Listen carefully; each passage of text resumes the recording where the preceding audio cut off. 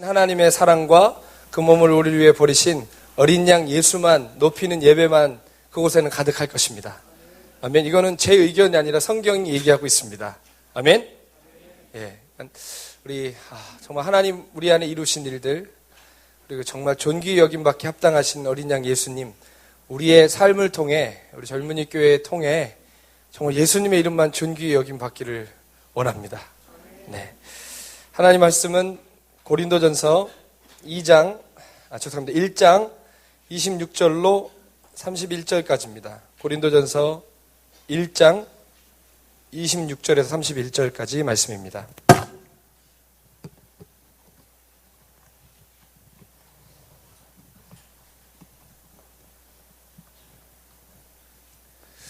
네. 어떻게 성경 넘기는 소리도 안 들려요? 네.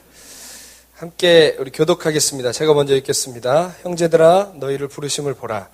육체를 따라 지혜로운 자가 많지 아니하며 능한 자가 많지 아니하며 문벌 좋은 자가 많지 아니하도다.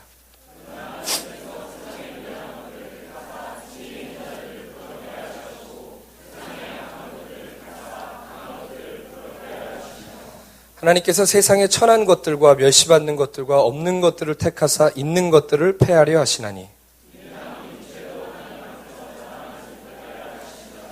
너희는 하나님으로부터 나서 그리스도 예수 안에 있고 예수는 하나님으로부터 나와서 우리에게 지혜와 의로움과 거룩함과 구원함이 되셨으니 기록된 바 자랑하는 자는 주 안에서 자랑하라 함과 같게 하려.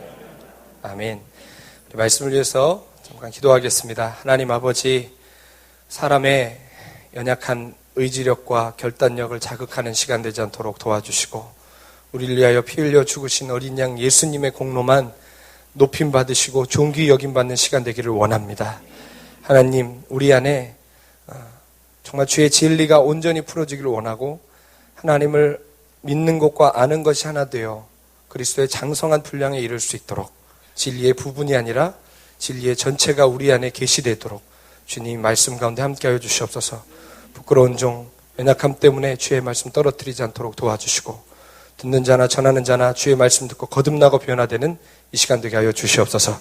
감사드리고 우리 주 예수님의 이름으로 기도드렸습니다. 아멘. 네, 할렐루야. 인터넷에서 재밌는 글을 하나 읽었습니다. 어떤 사람이 결혼해서 아들을 낳았대요. 부모 마음은 매 한 가지인 것 같습니다. 아들이 세상에서 가장 똑똑하고 가장 지혜로운 아이가 되게 하고 싶어서 어떻게 해야 될까 그러다가 우유도 남다른 걸 먹여야 되겠다 해서 무슨 우유를 먹인 줄 아세요? 아인슈타인 우유를 먹였대요. 제일 똑똑하고 남다른 애가 되게 하고 싶어서 아인슈타인 우유를 먹였는데 얘가 근데 점점 자라면서 보니까 조금 모자라요. 아인슈타인은 좀 되기가 어려울 것 같아요. 그래서 부모가 양심의 가책을 느껴서 우유를 바꿨어요.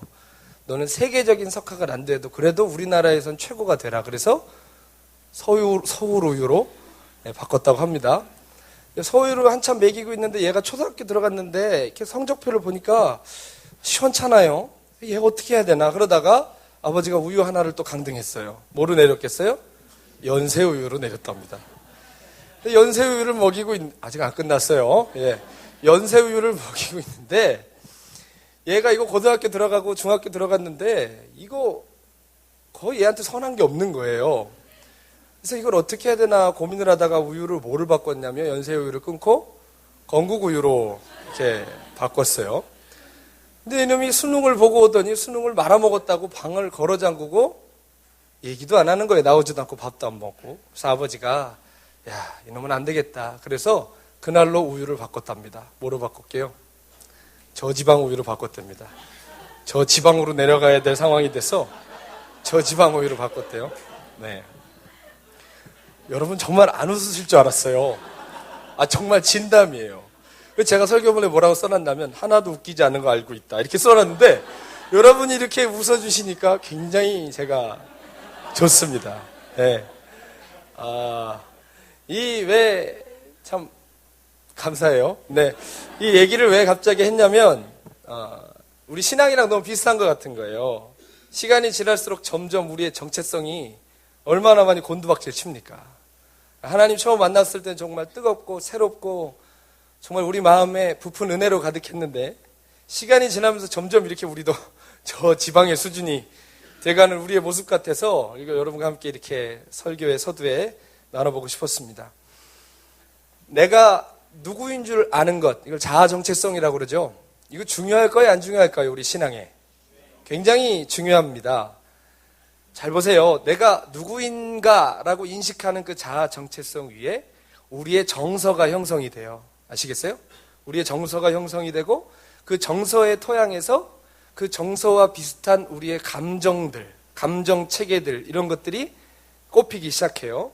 그리고 그 감정들에 따라 우리의 생각과 말에 중대한 영향이 미쳐지고 우리는 그렇게 생각하고 그렇게 말하고 살아가는 거예요. 아시겠죠? 어떤 사람이 우울하고 부정적인 말을 많이 해요. 그럼 그 사람 밑에 기저에는 뭐가 있는 거냐면 우울한 감정이 있겠죠. 그렇죠? 자주 그런 마음이 드는 거예요. 그 사람은. 왜 그러냐? 그런 정서가 있는 거예요. 우울한 정서라는 토양이 있는 거예요. 그리고 토양 밑에는 뭐가 있다고요? 슬프고 버림받았고 나는 이른바 된 그런 사람이라는 깨어지고 이뤄진 자아 정체성이 있다는 거예요. 아시겠습니까? 그러므로 우리 신앙에 있어서 자아 정체성은 너무너무 중요한 거예요. 신앙뿐만이 아니라 내 삶과도 긴밀하게 연결되는 너무너무 중요한 것이라는 겁니다. 서양의 동화 중에 마크 트웨인이라는 작가가 쓴 왕자와 거지라는 동화 아시죠? 왕자와 거지 모르세요? 거지와 왕자 아세요? 네, 동화책마다 이름이 달라요. 어떤 건 거지와 왕자고 어떤 건 왕자와 거지예요. 왕자는 어떻죠? 거지굴에 들어갔어요. 거지 옷을 입고 거지굴에 들어가도 왕자는 당당하고 기품이 있습니다. 그렇죠? 근데 또 반면에 거지는 어때요? 왕의 옷을 입고 왕궁에 들어가 사는데도 자기를 거지라고 인식하니까 왕자의 옷을 입어도 거지처럼 행동을 해요. 그렇죠? 그러니까 내가 누구냐, 나는 누구인가 인식하는 게 너무너무 중요하다는 거예요. 성경은 예수 안에 있는 사람들은 새로운 정체성을 갖고 살아가는 존재라고 우리에게 선언해 주고 있습니다.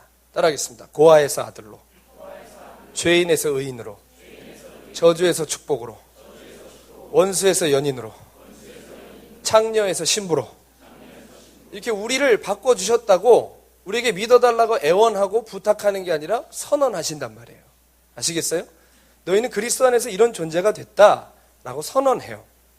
근데 문제는 뭐냐? 이게 처음 은혜 받고 처음 말씀을 듣고 처음 내가 주님 만날 때는 믿어지고 실제가 되고 그렇게 감격스럽고 감사할 수가 없는데 시간이 지나면 어떻게 되는 거예요? 우리를 움직이지 못할 뿐만 아니라 와닿지도 않는 거예요. 마음에. 아인슈타인에서 저지방으로 떨어진 거죠. 점점 떨어져요. 점점 떨어져.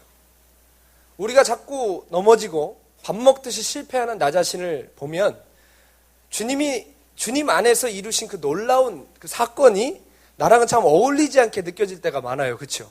내가 무슨 신부야. 맨날 죄 짓는데 무슨 주님의 친구야. 내가 무슨 의인이야. 여러분 그런 생각 마음 들어요, 안 들어요? 굉장히 자유하신 것 같아요. 저는 그런 생각 참 많이 들었고 지금도 정말 주 안에서 있는 저를 보지 않으면 그런 것 때문에 스스로 무너질 때가 너무나 많습니다. 어떻게 보면 우린 좀 너무하긴 너무했습니다. 주님께 약속 진짜 많이 했는데 약속 진짜 잘 안 지켰습니다. 그렇게 결단했는데 순식간에 무너졌습니다. 그러다 보니까 이제 저는 그렇더라고요. 주님 앞에 주님 앞으로 제가 이렇게 살겠어요, 이렇게 하겠어요 라는 약속이 담긴 기도는 잘 못하겠더라고요.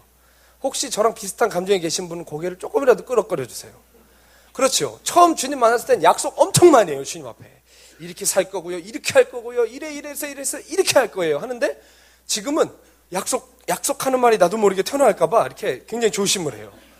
너무 많이 무너지고 너무 많이 실패하고 너무 많이 지켜드리지 못하니까 차라리 약속을 안 하는 게 낫겠다라는 마음이 제 영혼 안에 있더라는 것이죠. 아인슈타인으로 시작했던 후유가 계속되는 아들의 실패로 저지방까지 떨어졌듯이 우리도 우리의 실패와 우리의 좌절과 함께 우리의 자아 정체성도 동일하게 곤두박질 치고 있는 것은 아닌지 오늘 이 말씀을 통해 우리 모두 함께 돌아보기를 원합니다.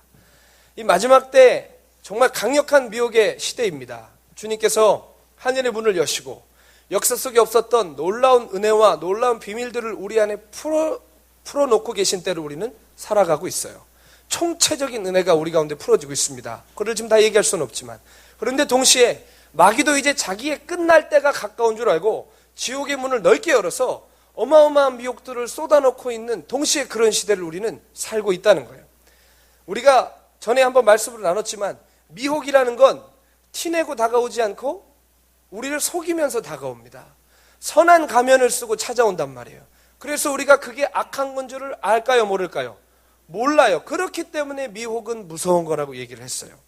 미혹은 그렇게 선한 가면으로 그럴듯하게, 아주 합리적이게, 아주 이성적이고 아주 가슴도 따뜻하게 우리에게 다가온다는 거예요. 그래서 미혹해서 결론이 뭐냐? 우리가 이 마지막 때에 너무너무나 무서운 미혹 중에 하나는 무엇이냐면 우리 안에 하나님이 허락하시고 주기를 원하시는 주님의 본심을 모르게 하는 거예요. 그럼 어떻게 되겠습니까? 교회도 열심히 나오고 예배도 빠지지 않고 충성 봉사 열심히 하는데 주님의 본심을 모르면 우리 신앙은 병들어가게 돼 있어요. 그러면서 맡겨진 사역들과 봉사 영역들은 맞으니까 몸은 계속 굴러가는데 마음은 점점 주님과 멀어지게 되면 우리는 그대로 사각지대에 자포자기하고 주저앉을 수밖에 없는 거예요. 사각지대란 어딜까요? 이 교회 울타리의 바깥이 아니에요. 우리 안에 있지만, 이 공동체 안에 있지만 주님의 은혜가 미치지 않는 영역에 앉아 있는 거예요. 사람은 몰라요. 이 사람이 열심히 교회에 나오니까, 봉사하는 영역에도 빠지지 않으니까, 제자 영역도 받았으니까, 단기 선교도 갔다 왔으니까 사람은 모르는데 자기와 하나님은 알고 있어요. 내가 지금 사각지대에 앉아 있다는 거, 하나님의 은혜가 미치지 않는 곳에 앉아 있다는 것을 알고 있다는 겁니다. 원수는 그렇게 하나님의 본심이 우리 안에 어긋나게 해서 우리가 그것을 오해하게 해서 사각지대에 주저앉아 하나님의 은혜 가운데 나아가지 못하게 한다는 것을 기억하셔야 됩니다. 아들로 삼으셨는데 종의 정체성으로 살아가고, 의롭다 칭해 주셨는데 죄인의 정체성으로 살아가고, 용서받은 자로 불러주셨는데 처벌받을 자의 마음으로 살아가고, 신부로 불러주셨는데 창녀의 정체성으로 사는 것입니다. 아까 말씀드렸듯이 이 자아 정체성은 우리의 정서를 형성하고, 정서는 생각과 말을 형성한다고 그랬어요. 우리가 나도 원치 않지만 진리에서 벗어난 생각을 많이 하고 하나님의 뜻과 다른 마음들을 많이 품고 있는 것, 이건 여러분 다른 데서 오는 게 아닙니다. 우리가 뒤틀어지고 바닥에 내동댕이 쳐진, 하나님의 본심을 모르고 사각지대에 앉아있는 우리의 자아 정체성 때문에 이런 일이 벌어진다는 것을 기억하셔야 됩니다. 자존감이 낮은 사람일수록 남들과 비교하면서 열등의식 속에 살아가죠. 마찬가지로 신앙의 정체성이 점점 낮아지면 낮아질수록 우리 또한 따라합시다. 사람을 지독하게 의식한다. 교회를 떠나진 않아요. 주님은 떠나지 않는데 내 목적이 주님과 같이 되는 것입니다가 아니라 그래도 쟤보단 뒤처지지 않는 것입니다. 이렇게 되는 거예요. 사람을 지독하게 의식하게 돼요. 그럼 어떻게 되겠습니까? 비교하는 신앙생활을 시작되면 한 발짝도 못 나가는 거예요. 한 발짝도.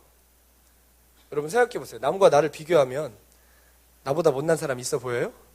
다 나보다 잘나 보이죠. 그래도 내가 쟤보단 낫다, 그런 사람 있나요? 저는 비교하는 신앙의 체제로 딱 들어가게 되면 다 저보다 잘하는 것 같아요. 다 결단하는 것 같고, 다 회개하는 것 같고, 다 주님께 달려가고 있는 것 같은데 나만 주저앉아 있는 것 같고, 나만 회개가 안 되고, 나만 강팍한 것처럼 보이더라는 것입니다. 그러면 어떻게 될까요? 사람이 나중에 자포자기하게 되는 거예요. 사각지대에 그냥 머물러 있게 된다, 이 말입니다. 이렇게 자포자기하는 것 누가 좋아할까요? 좋아하는 것 원수 마귀밖에 없습니다. 원수의 주특기는 뭘까요? 원수의 주특기가 있어요. 마귀는 처음부터 범죄한 자인데 마귀의 주특기는, 따라합시다, 속이는 것. 마귀의 주특기는 속이는 거예요. 에덴 동산에서부터 썼던 게 뭐예요? 하와를 어떻게 했어요? 속였어요. 거짓말했단 말이에요. 그렇게 하와의, 아담의 영혼을 노략질한 마귀는 오늘도 강력한 미혹으로 우리를 속이고 있단 말이에요. 미혹은 결론적으로 속이는 거잖아요. 나를 죽이는 건데 살리는 것처럼 다가오고, 악한 건데 선한 것처럼 속여서 다가오잖아요. 원수의 무기는 속이는 거란 말입니다. 자, 사단의 거짓말은 멀리 있지 않아요. 따라합시다. 사단의 거짓말은 진리를 흉내내며 다가온다.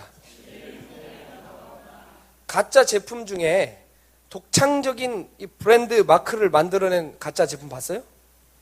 없어요. 그거는 그냥 독창적인 제품인 것뿐이지, 이거 짜가네, 이거 가짜네, 그렇게 안 해요. 가짜의 특징은 뭐예요? 브랜드를 똑같이 흉내내요. 근데 어딘가 이상해요. 그렇죠? 아니에요? 그런 거 안 사보셨어요? 뭐 짝대기가 하나 없다든지, 우산인데 우산살이 하나 더 있다든지, 악어인데 이빨이 하나 없다든지, 이게 뭔가 진짜를 흉내내는데 진짜가 아니에요. 이 말은 뭘까요? 가짜는 뭐를 기반으로 형성돼요? 진짜를 기반으로 형성되는 거예요. 거짓말은 그럼 뭐를 기반으로 형성될까요? 진실을 기반으로 형성이 되는 거예요. 그럼 마귀의 미혹은 따로 다른 영역에서 나타나는 게 아니라 진리의 영역 근처에서 진리처럼 우리를 미혹한다는 거예요. 아시겠습니까? 그래서 우리가 속는 거예요. 그러나 진짜인지 가짜인지 어떻게 우리가 구분할 수 있느냐? 따라합시다. 진리는 결과가 다르다. 아멘. 요한복음 8장 32절에 보면 진리를 알지니 진리가 너희를 자유케 할 거라고 그랬어요. 진리는 우리에게 뭘 가져다 준다고요? 자유를 가져다 준단 말이에요. 자유를. 우리가 진리를 믿고 진리 안에 행할 때 우리의 감성과 이성과 의지가 진리의 다스림을 받기 시작해요. 그런데 우리가 잘 나가다가 어느 순간 감성에 빠지고 이성에 빠지고 의지에 빠져버린다면 어떻게 되느냐? 진리가 우리의 감성과 이성과 의지를 다스리는 게 아니라 느껴지는 게 진리가 되는 거예요. 이해돼요? 이해되는 게 진리가 되는 것이고 할 수 있다고 여겨지는 영역만 진리라고 생각하는 거예요. 아시겠습니까? 도취되는 거죠. 우리는 그렇게 우리의 신앙의 한계를 그렇게 맛보면서 살아가는 것입니다. 안 되는 거예요. 그렇기 때문에 반드시 우리는 진리로 살아야 할 줄로 믿습니다. 진리 안에서 느끼고 진리 안에서 생각하고 진리 안에서 의지를 발휘해야 되는 것이죠. 여러분, 우리를 움직일 수 없으면 진리가 아니잖아요. 그렇죠? 여러분의 의지를 뭐가 움직이냐고요. 감성 따라 움직이고 이성 따라 움직이고 의지 따라 움직이고 계시면 느끼는 게 진리고 이해되는 게 진리고 의지력 동원되는 게 진리가 돼버린단 말이에요. 이상해진단 말이에요. 잘 나가다가 막판에 이상한 길로 빠진다 이 말입니다. 만약 나에 대해서 느껴지는 대로 생각해 본다고 생각해 보세요. 좀 잘하면 교만이 목구멍까지 차고 좀 못하면 지옥 밑바닥까지 내려갑니다. 느껴지는 대로 살면 그렇게 되는 거예요. 생각하고 이해되는 대로만 나에 대해서 보게 되면 굉장히 우리가 스마트하고 학문적인 것 같지만 우리의 신앙에는 생명력이 없어지고 종교인으로 전락하고 마는 것입니다.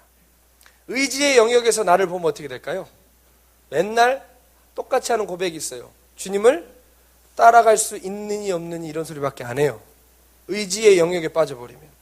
아까 제가 기도할 때도 고백 드렸지만 오늘 우리의 싸구려 의지나 우리의 감정이나 우리의 이성이 우리 안에 왕노릇하지 않고 그것이 우리의 자랑거리나 우리의 내놓을 것이 되지 않고 우리를 위하여 피 흘려 죽으신 예수 그리스도의 그 피 공로만이 우리 안에 존귀 여김을 받으셔야만 합니다. 아멘. 그것이 결론이에요. 십자가에서 죽으신 주님, 날 위해 죽어주시고 그 위에서 이루신 것이 나를 위해 이뤄놓으신 그분의 것이 우리의 삶의 진리가 돼야 돼요. 느껴지는 영역에는 한계가 있어요. 우리가 이해하고 의지력을 동원한 영역에는 한계가 있단 말이에요. 그거를 따라가면 결국은 하나님의 뜻에 부합한 삶을 살 수가 없는 것입니다. 그렇다면 여러분, 진리의 말씀은 우리에게 무엇이라 이야기해주고 있나 한번 보기를 원합니다. 성경은 나는 누구인가 이거에는 관심이 없어요. 네 과거가 어떤지, 네가 어디까지 무너졌는지 성경은 관심이 없다는 거예요. 성경은 너나 나나 할 것 없이 우리가 다 죄로 인하여 사형 선고를 받은 죄수라고 결론 짓습니다. 아시겠어요? 나는 누구인가 하면 성경은 뭐라고 대답한다고요? 너는 사형수라고요. 사형수.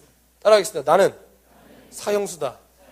성경은 그렇게 얘기해요. 네가 한 번 무너졌든지 만 번 무너졌든지 앞에서 무너졌든지 저기 가서 무너졌든지 상관없이 너는 사형수라고 성경은 동일하게 얘기한단 말이에요.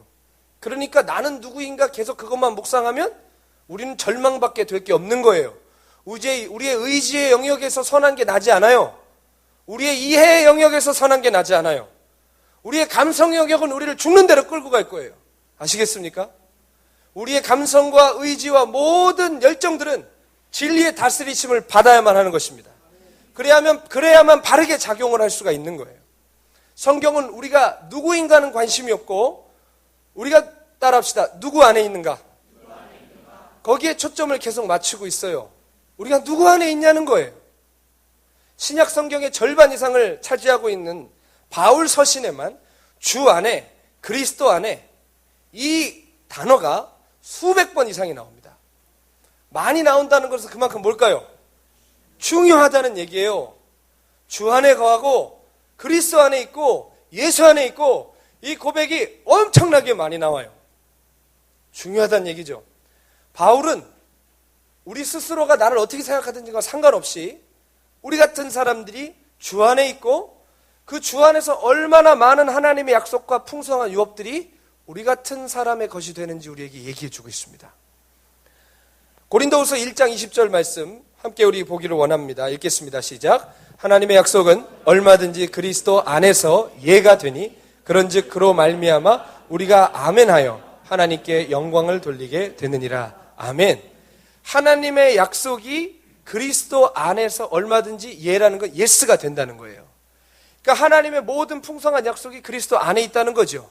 그러니까 우리가 그리스도 안에 있는 나는 주님이 그 그리스도 안에 숨겨놓으신 모든 풍성한 약속을 누릴 수 있는 사람이라는 거예요. 로마서에는 우리가 그 기업을 이어받을 상속자라고 그랬어요. 아멘? 아멘 안 할 줄 알았습니다. 마음이 잘 안 와닿거든요, 이게. 내 상황을 보면, 내 꼴을 보면 죄인에다가 재활용도 불가능한 쓰레기처럼 느껴질 때가 있지만 성경은 얘기해요. 믿겨지지 않고 와닿지 않아도 우리가 그리스도 안에서는 결코 그렇지 않다는 거예요. 예수님 안에서는 끊임없는 기회와 새롭게 하시는 은혜와 약속하신 하늘의 기업이 준비되어 있다는 것입니다.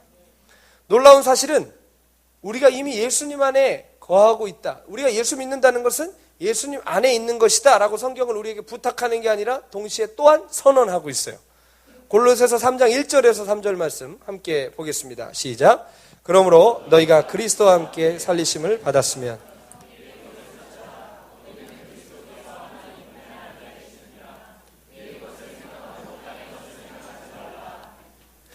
너희가 죽었고 너희 생명이 그리스도와 함께 하나님 안에 감추어졌습니다. 아멘. 위의 것을 찾으라고 그랬는데 위의 것은 여러 가지 A, B, C, D 여러 가지를 찾으라는 것이나 위의 것이 뭐래요? 하나님 우편에 그리스도께서 앉아 계시대요. 뭘 구하라는 거예요? 그리스도를 바라보라는 거예요. 아멘. 위의 것, 그리스도를 생각하고 땅의 것을 생각하지 말래요. 이는 우리가 어떻게 됐대요? 죽었고 우리가 그리스도 예수와 함께 십자가에서 함께 죽었고 우리의 생명 또한 그리스도와 함께 하나님 안에 감춰져 있다는 것입니다. 예수님 믿는 사람은 예수님과 함께 죽은 거예요. 네, 아멘. 그리고 그것뿐만 아니라 그리스도와 함께 우리가 하나님 안에 감추어져 있다고 얘기합니다. 이 말은 그리스도의 십자가로 말미암아 우리가 하나님과 연합됐다는 걸 의미해요. 하나님 안에 있다는 거예요. 그럼 주님 안에 있다는 건 뭐예요? 공간적 의미를 얘기하나요?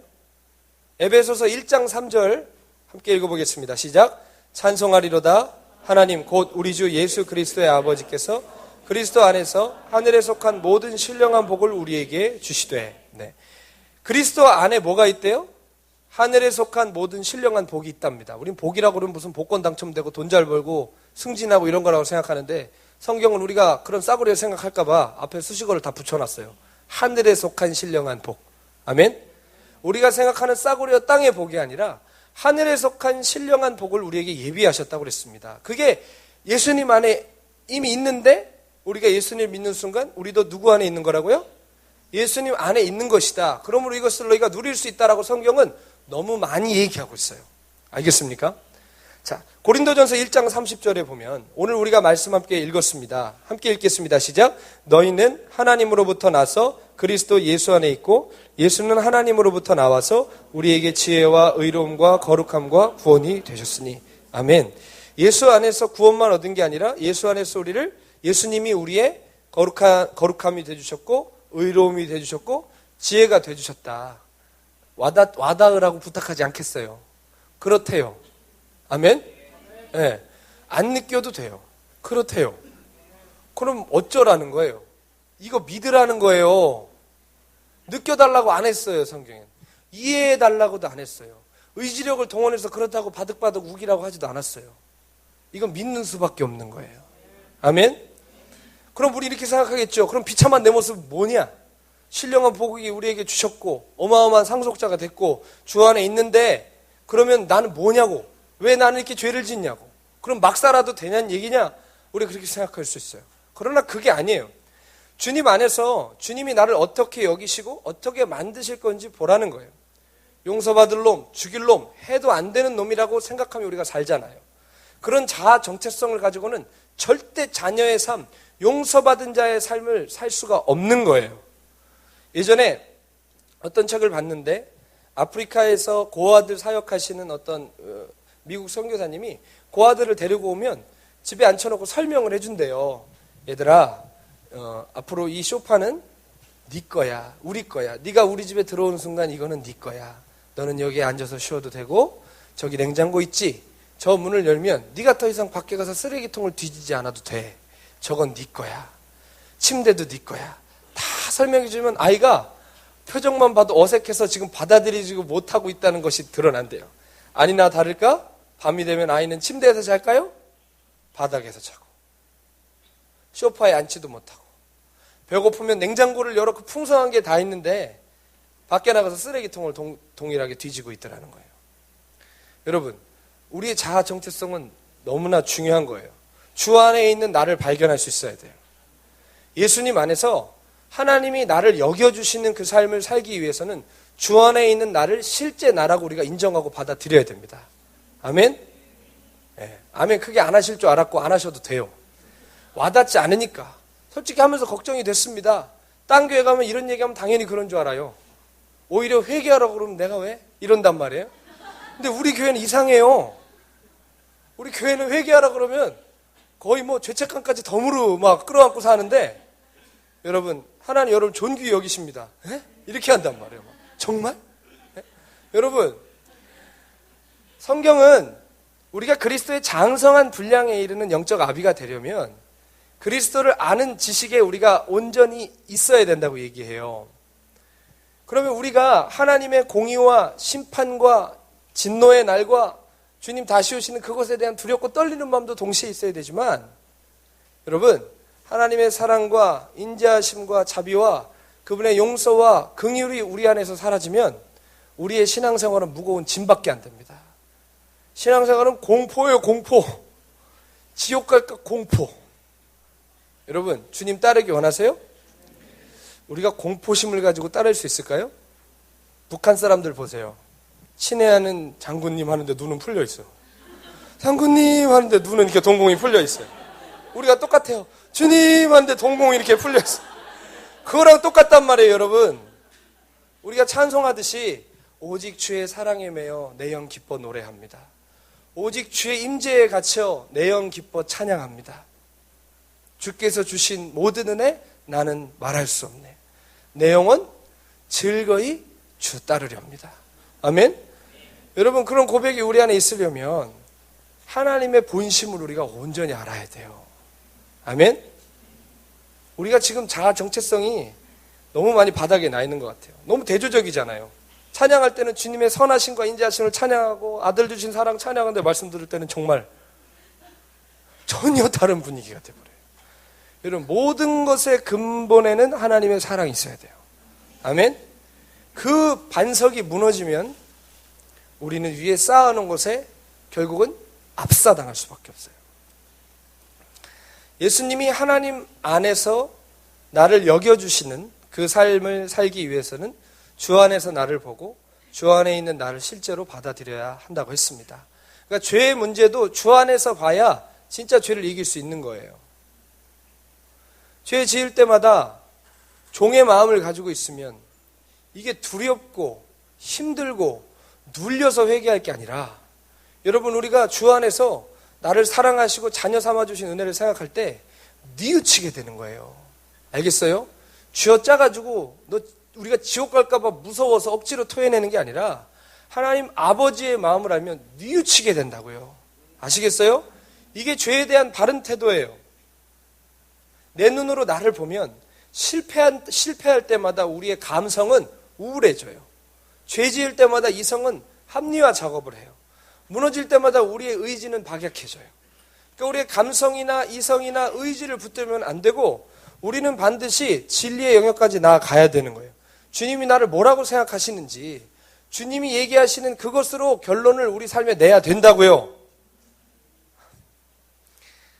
주 안에 있는 나의 모습이 절대로 우리 마음에 와닿지 않을 수 있습니다. 오히려 어색하고 부끄럽고 어울리지 않아서 부담스럽기까지 할 것이고 졸리기까지 할 거예요.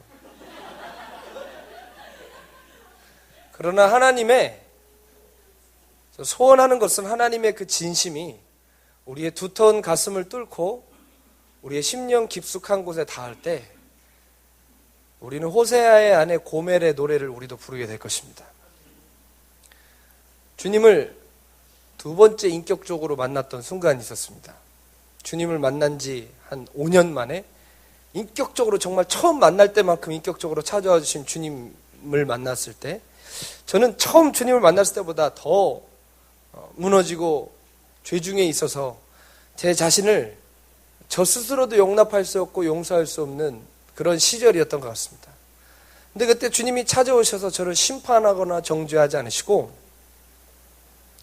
물끄러미 하나님의 사랑을 제 안에 깨닫게 해주시는데 그냥 저는 듣고 아 그렇구나가 아니라 내가 너를 사랑한다 이런 얘기 해줄 필요도 없었어요.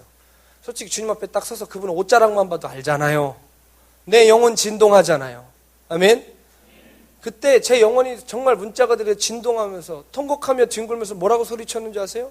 나 같은 거 용서하지 말라고. 왜 나 같은 걸 사랑하냐고.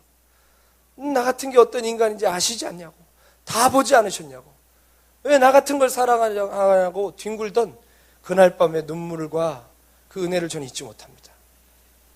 십자가의 사랑이 저의 모든 왜곡된 자아 정체성을 뚫고 제 심령 깊숙한 곳에 닿았을 때 저는 즐거이 주님을 따를 수 있었어요. 뭉개지고 정말 망가졌어도 새 것처럼 주님을 다시 따를 수 있게 해주셨다 이 말이에요. 사랑하는 여러분, 주님의 정말 그 놀라우신 사랑과 인자와 긍휼이 이 설교 한 번으로 우리 안에 풀어지진 않겠지만 주님께서 우리의 삶을 거기까지 인도해 주시기를 원합니다. 아멘. 내가 어디까지 멀어졌느냐, 얼마나 멀리 갔느냐 그렇게 중요하지 않아요. 성경은 그거 따지지 않아요. 주님은 돌아오기를 바라시고 우리가 일어서기를 바라시고 우리가 새롭게 시작하기를 항상 바라실 뿐만 아니라 먼저 나와서 기다리십니다. 예수님께서 천국을 무엇에 비유할까 하시다가 탕자의 비유를 얘기해 주잖아요.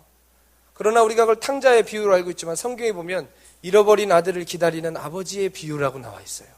아시겠어요? 그 비유의 1인칭은 탕자가 아니라 누구예요? 아버지예요. 아버지. 아버지가 아들을 기다리고 있는 게 하나님 나라가 그와 같대요. 하나님 나라는 우리가 의지를 동원해서 지켜내고 애써내고 힘써서 이루어가지고 드러나는 나라가 아니라 은혜로 가는 거예요. 뉘우치고 회개하고 아버지 마음 깨닫는 사람이 들어갈 수 있어요. 아멘? 여러분, 탕자가 뉘우칠 수 있었던 이유가 뭐예요? 내 아버지 집에 가자. 아버지께로 돌아가자. 근데 탕자의 마음도 아버지의 본심을 완전히 알지 못했던 것 같아요. 아들로 들어간 게 아니라 뭘로 갔어요? 나를 품꾼의 하나로, 종의 하나로 보세요라고 들어갔는데 아버지의 본심은 뭐예요? 가서 송아지를 잡아라. 가락지를 끼워줘라. 신발을 신겨줘라. 가락지를 끼우고 신발을 신겼다는 건 지위의 회복을 의미해요. 아멘? 내 아들이에요. 뭐라고 고백해 아버지가? 잃어버렸던 내 아들을 다시 찾았다 그랬어요.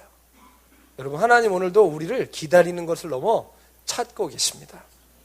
잃어버린 양의 비유를 또 주님 들려주셨죠. 100마리 양 중에 99마리 양이 있지만 한 마리가 없어지니까 목자가 어떻게 했어요? 99마리 양을 두고 한 마리를 찾아 헤맸어요. 그래서 그 한 마리를 찾아가지고 와서 너무 기뻐서 사람들을 불러서 잔치했다고 그랬어요. 천국이 이와 같다 그러셨어요. 아멘? 그럼 주님 오늘도 인자와 자비로 우리를 기다리시고 우리를 찾고 계시다는 것입니다. 아멘? 기억하세요. 따라합시다. 값은 이미 치러졌다. 내 꼴이 어떻든 간에 나는 주님 것이다. 아멘? 호세아의 고멜이 2번, 3번 계속 집을 나가죠. 다른 남자랑 살죠. 다른 남자의 애도 베죠. 그때 주님이 호세아 보고 뭐라고 그러세요? 너는 그러할지라도 가서 값을 주고 그 여자를 사오라고 그랬어요. 여러분, 값을 주고 사면 그건 누구 거예요? 산 사람 거예요. 어디까지 무너졌던, 얼마나 뒹굴렀던, 얼마나 냄새나던 상관없이 값을 주고 샀으면 그 사람은 산 사람 거예요. 아멘? 십자가에서 주님이 값을 치렀습니다. 그럼 우리는 그 정체성 가지셔야 돼요. 죄 져도 된다는 얘기가 아니에요. 죄에 머무르셔도 된다는 얘기가 아니에요. 내가 누구 건 줄 알면, 주님이 기다리시는 줄 알면 우린 벌떡 일어나서 돌아갈 수 있습니다. 아멘? 우리가 늘 죄책감에 시달리고 어두움 가운데 있는 이유는 주님에 대해 오해하고 있어요. 주님의 사랑을 믿지 못해요. 우리 눈앞에 늘 심판만 있어요. 늘 진노만 있어요. 그렇기 때문에 죄 짓는 건 쉬워도 회개하고 돌아가는 게 어려워지는 거예요. 여러분, 주님의 심정을 할 때 오히려 죄 짓는 게 더 어려워지게 될 줄 믿습니다. 아멘. 우리가 해야 될 것, 주님이 값을 치르셨다면 우리가 해야 될 건 뭘까요? 받아들이는 수밖에 없어요. 우리는 자기의가 목구멍까지 차가지고 값을 마치 내가 치를 것처럼 하잖아요. 버티잖아요. 아니에요. 주님이 이미 치르셨어요. 아까 우리 찬양했잖아요. 영광 영광 죽임당하신 어린 양께, 영광 영광 그 아들 주신 하나님께. 하나님이 그 아들 주신 것은 이 땅에 오셔서 그리스 로마 신화처럼 무슨 스펙타클한 이야기를 써나가라고 그 아들 보내신 게 아니에요. 죄에 팔려 지옥에 갈 수밖에 없는 우리의 값을 치르시려고 그 아들 주셨습니다. 그 아들 내놓으신 거란 말이에요. 아멘? 엘리 엘리 사박단이 절규하실 때 나의 하나님 어찌하여 나를 버리셨나이까. 여러분, 하나님은 예수님 버리신 겁니다. 십자가에서 우리를 선택하시고 예수님을 버리신 거예요. 우리를 값주고 사셨단 말이에요. 여러분, 그렇게 주 안에 있는 나를 보셔야 됩니다. 그래야 다시 일어날 수 있고, 그래야 주님 따라갈 수 있고, 그래야 여러분 우리가 전파할 수 있고, 그래야 이 마지막 세대의 미혹을 이겨낼 수 있는 하나님의 군사로 설 수 있게 되는 것입니다. 원수는 감성과 이성과 의지의 영역을 자극하면서 우리가 결국은 진리를 못 따라가게 할 거지만, 오늘 우리 안에 그러한 원수가 주는 모든 영이 우리를 값주고 사신 예수님의 이름으로 떠나갈 줄로 믿습니다. 따라합시다. 자유는 주장하는 자의 것이다. 아멘. 우리가 처음부터 자유자였다면 주장할 것도 없이 우리의 영과 혼과 육이 다 그것에 대해서 동의하겠죠. 그러나 여러분, 우리가 왜 이렇게 하나님의 사랑에 대해서 의심하고 주장하지를 못할까요? 우린 원래 죄인이었기 때문에 그래요. 종노릇했다가 해방된 자이기 때문에 오히려 사랑이 어색하고 자유가 어색할 수 있습니다. 여러분, 1919년에 우리나라 독립만세운동이 있었죠. 3.1절 그때 일어났잖아요. 우리가 독립을 염원하고 독립을 주장하고 독립을 외쳤지만 돌아오는 건 총탄 세례였어요. 전 세계 어느 나라도 신문 사설에는 냈어도 물리적으로 우리나라 독립운동 도와주지 않았어요. 왜일까요?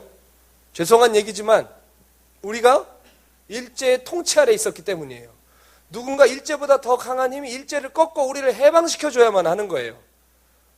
그때 외치던 독립은 이게 여러분 실제적인 것을 주장하는 거예요? 아니면 우리의 염원일 뿐이에요?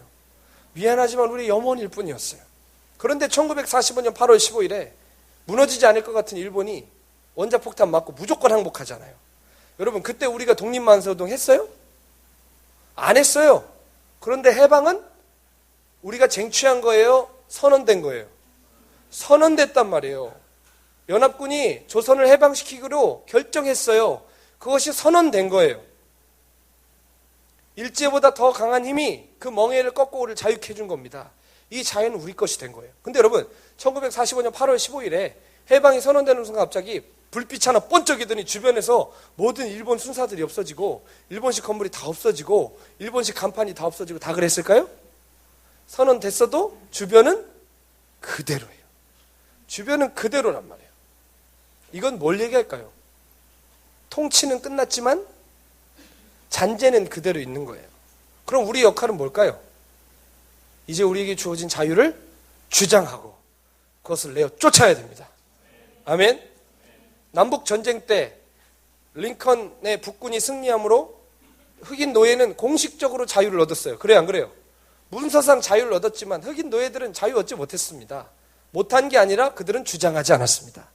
언제부터 흑인이 자신들의 인권을 부르짖기 시작했냐면 100년 후에 마틴 루터킹 목사님을 위시한 인권해방운동을 기점으로 흑인들은 자기의 100년 전에 찾았던 자유를 그때부터 조금씩 누리기 시작했어요.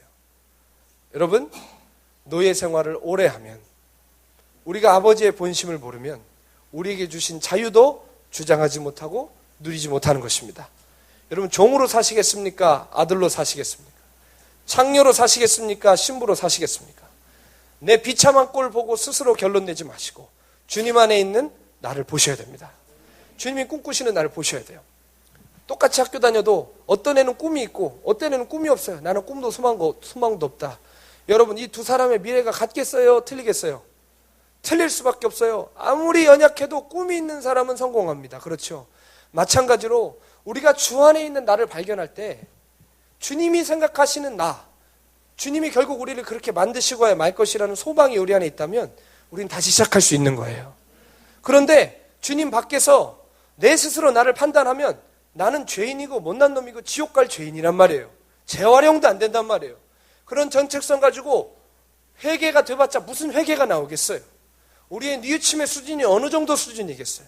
사랑하는 여러분, 제발 주님의 본심을 아셔야 합니다. 아멘? 요한복음 3장 16절 뭐예요? 시작! 하나님이 세상을 이처럼 사랑하사 독생자를 주셨으니.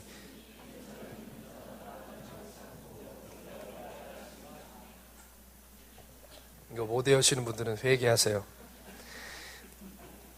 여러분, 3장 17절에는 뭐라고 나와 있는 줄 아세요? 하나님이 그 아들을 이 땅에 보내신 것은 세상을 심판하려 하심이 아니요 세상을 구원하려 하십니다. 아멘. 하나님 이 땅에 오신 본심은, 하나님의 아들이 이 땅에 오신 본심은, 하나님의 본심은 우리를 구원하시고 새롭게 하시기 위함입니다.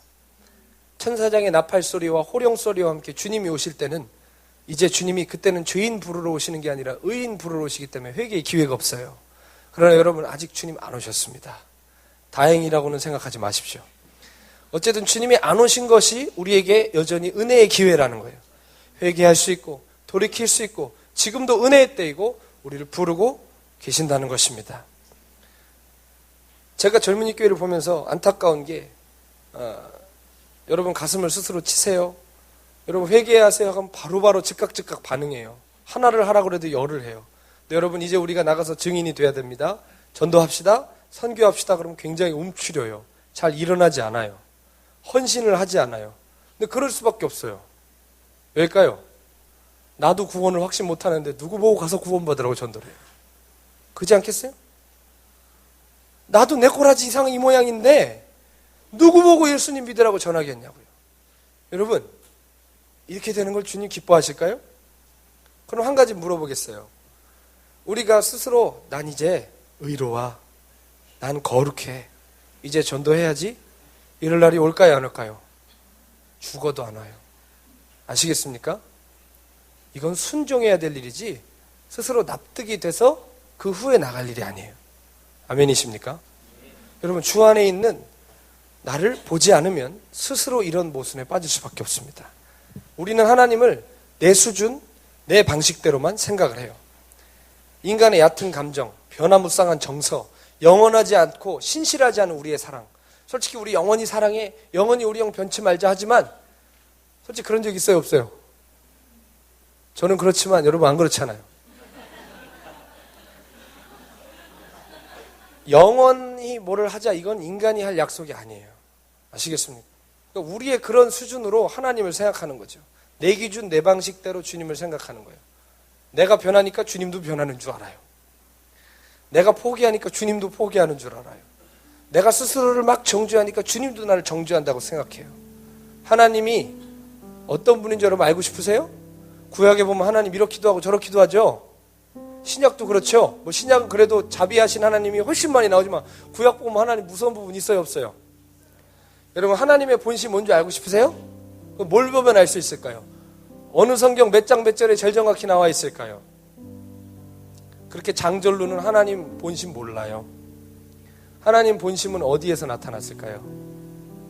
네, 그 아들을 통해 나타났어요. 아멘? 그럼 하나님이 어떤 분이신가 생각할 때 누구 같다고 생각하면 돼요? 예수님 같으시다. 하나님은 예수님 같으시다 생각하시면 돼요. 아멘? 예수님은 하나님과 본체시잖아요. 그분의 아들이시잖아요. 요한복음 1장 18절 말씀 좀 띄워주시겠어요? 같이 읽을까요? 시작. 본래 하나님을 본 사람이 없으되 아버지의 품속에 있는 독생하신 하나님이 나타내셨느니라. 아멘. 하나님을 본 사람도 없고 경험한 사람도 없는데 누가 그걸 나타내 주셨다고요? 하나님 품속에 계시던 독생하신 성자 하나님이 하나님을 나타내 주셨대요. 그럼 우리는 예수님 보면 하나님 이런 분이시구나 라고 알 수 있는 거예요. 성경 한 구절 갖다가 그것만 쳐다보고 하나님 이런 분이라고 스스로 갇혀있으면 우리는 미혹받아요. 원수가 말씀 갖다 미혹하지 우리가 다른 것 갖다 미혹하지 않아요. 너 복권 긁어라 이런 얘기 안 해요. 원수는. 알겠어요? 성경 말씀으로 우리를 미혹하기 쉽다고요. 너 버림받았어. 너 심판받을 거야. 너는 가나안 백성 같아. 넌 창녀잖아. 계속 우리를 진리 흉내낸 것으로 우리를 미혹한단 말이에요. 그러나 그렇지 않아요. 예수님을 보세요. 그분에게 하나님의 심정이 나타나 있습니다. 아멘. 죄에 대해서 예수님은 책망하시고 의의를 가르치시고 자기 꼴을 못 보고 회개치 아니하는 사람들에 대해서는 엄하게 꾸짖으시고 너희가 지옥 형벌 피할 수 없다고 외치셨어요. 그 부분 보면 무섭죠. 근데 가만히 보면 회개하고 뉘우치고 고개 들지 못하는 세리와 창녀의 친구가 되주셨어요. 그들에게 늘 말씀하시기를 너는 하나님 나라에 가깝다고 해주셨어요. 가난하고 버려진 자들과 함께 해주셨어요. 아멘. 그러니까 문제는 어디까지 어떻게 무너졌느냐가 아니라 내가 뉘우치고 있느냐, 내가 죄인임을 깨닫고 있느냐, 하나님의 은혜를 필요로 하고 있느냐, 이게 정말 중요하다는 거예요. 아멘. 넘어진 것 때문에, 무너진 것 때문에 아픈 가슴으로 갈릴리까지 도망간 제자들 쫓아가셔가지고 결국은 일으켜 세우시죠. 몇 시간 후면 배신의 입맞춤을 할 가룟 유다의 발을 깨끗이 씻겨주시면서도 아무 말씀도 안 하시죠. 여러분, 그 주님의 본심을 할 때 우리는 더 이상 종의 자리에, 고아의 자리에 머물 수가 없습니다. 늘 주 안에서 나를 생각하셔야 돼요. 내게 다가오는 예기치 않은 환난도 주님 안에서 생각하십시오. 주님 안에 있는 나는 넉넉히 이겨낼 수 있어요. 이기고자 하지만 늘 넘어지는 죄도 주 안에서 보셔야 됩니다.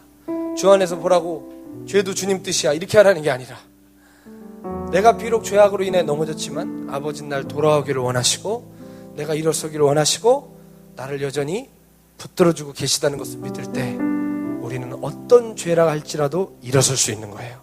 아멘. 죄질 때마다 버리면 겁나서 어떻게 따라가요? 그래요 안 그래요? 오늘 택했다 내일 버리고, 오늘 구원했다가 내일 버리고, 오늘 천국인데 내일 지옥이고. 근데 솔직히 우리는 그래요 안 그래요? 하루에도 천국 지옥 수십 번 왔다 갔다 하고. 근데 그게 우리 기준이에요? 하나님 본심이에요? 우리 기준, 우리 생각이란 말이에요. 마귀가 갖고 노는 거예요. 아멘. 저는 여러분에게 한 번 구원은 영원한 구원이에요. 이런 여러분 싸구려 교리로 여러분 마음 위안 주려고 하는 게 아니에요. 우리가 주님 따라가지 않고 주님께 붙어있지 않으면 우리는 어떤 신앙 경력도 상관없이 우리는 하나님 나라 들어갈 수 없어요. 제가 이야기하는 것은 뭐냐면 미혹을 당해서 주님을 못 따르게 한다는 거예요. 주님의 본심을 모르게 한다는 거예요. 아시겠습니까?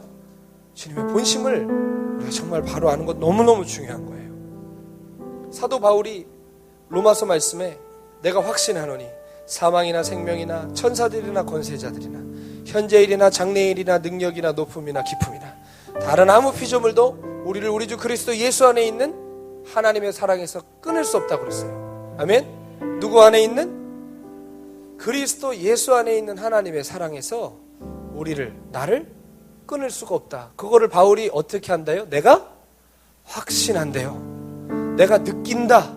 내가 이해한다.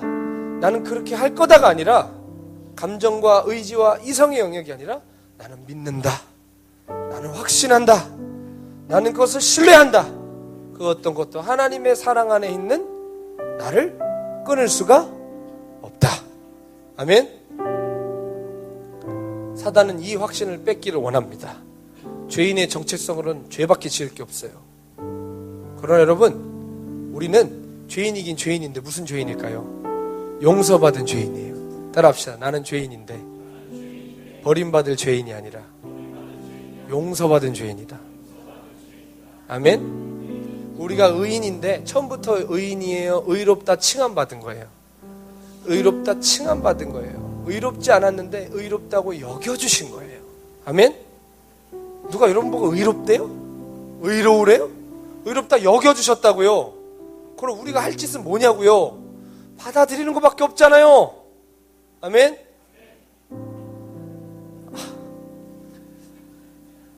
제가 한 가지만 얘기하고 기도하기 원하는데요. 아마존에 6개월 있을 때 제 육신도 참 많은 고생을 했지만 마음이 정말 너무 큰 실망과 좌절 속에 빠져 있었습니다.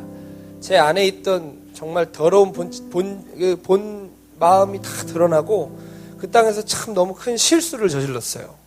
저 스스로 용납할 수 없을 만큼 무너졌는데 문제는 뭐냐면 그 모든 사실에 대해서 저를 후원해 주시고 모든 생활비를 다 대주신 미국에 계신 나를 정말 믿어주셨던 그 집사님에게 이 소식이 알려졌고 더 무서운 건 박보영 목사님에게까지 이 소식이 알려졌어요. 제가 거기서 어땠을까요? 너무너무 괴로운 시간을 보냈어요. 다 표현할 수 없는 제가 그 시절에 일기를 쓴 게 있는데 시간 되시면 저희 집 한번 놀러 오십시오. 제가 보여드릴게요. 너무 괴로운 시간들을 살았어요. 스스로 용납할 수 없는 제 모습에 죽고 싶을 때도 있었어요. 강이 범람해가지고 막 흉용하고 뛰어노는데 그 앞에 갔는데 야, 한 발짝만 내딛으면 딱 끝날 수 있는데 그런 생각이 막 저도 모르게 찾아오더라니까요. 너무 스스로 괴로워서. 너무너무 괴로운 거 뭐냐면 나는 이제 혼자다. 나는 끝났다. 나는 미국에 계신 그 집사님도 나에 대해서 얼마나 실망했을까. 한국에 있는 박보영 목사님도 나를 얼마나 실망했고 나에 대한 모든 기대를 다 접으셨을까. 나는 어디로도 갈 수가 없다. 그게 제일 두렵고 제일 무섭고 가장 밤마다 잠이 오지 않을 만큼 눈물이 나게 하는 거였어요. 근데 아직도 기억납니다. 1월 17일 날 박보영 목사님과 제가 통화를 할 기회가 있었는데 그때 통화를 하면서 다 죽어가는 목소리로 목사님 제가 죄송합니다.